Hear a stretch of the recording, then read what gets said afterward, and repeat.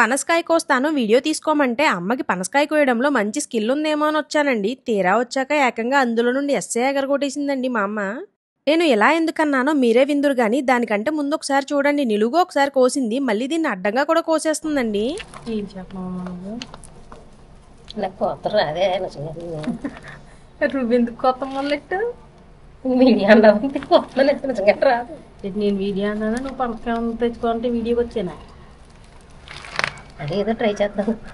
అదే చెప్పు పన్నీగా అంతే. నేను తింటవచ్చు కానీ కొత్త రాదు. కొత్త రందని ఎందుకమ్మ మొదలెట్టు? చూసారా ఫన్నీగా చేసుకోవాలంటే వీడియోని. ఇప్పుడు నేను పనసకాయతో పాట పాడించాలి. నా లోపలంతా పీచు పీచు, మీ అమ్మ నన్ను పరపర కోచు కోచు అని. నువ్వు వీడియో తీసుకుంటావని 2 రోజుల నుంచి పనసకాయని పక్కన పెట్టి ఉంచాను, పాడైపోతుందని చెప్పేసి తీసుకొచ్చిందండి. ఎంతకీ పాడైపోవడానికి కారణం నా వీడియో కాదు, ఆవిడ ఎండలో పెట్టింది ఆ కాయని పట్టుకెళ్ళి. ఆ ఎండ దెబ్బకి అది మచ్చొచ్చేసిందండి. నా వల్లే పోయింది కాయ అంది. పోన్లే, తీరా వచ్చాకనేమో నాకు కొయ్యడం రాదంటుంది. చూసారా స్కిల్లోంచి ఎగరగొడేసింది అన్నాను కదా, ఇప్పుడు అర్థమవుద్ది మీకు.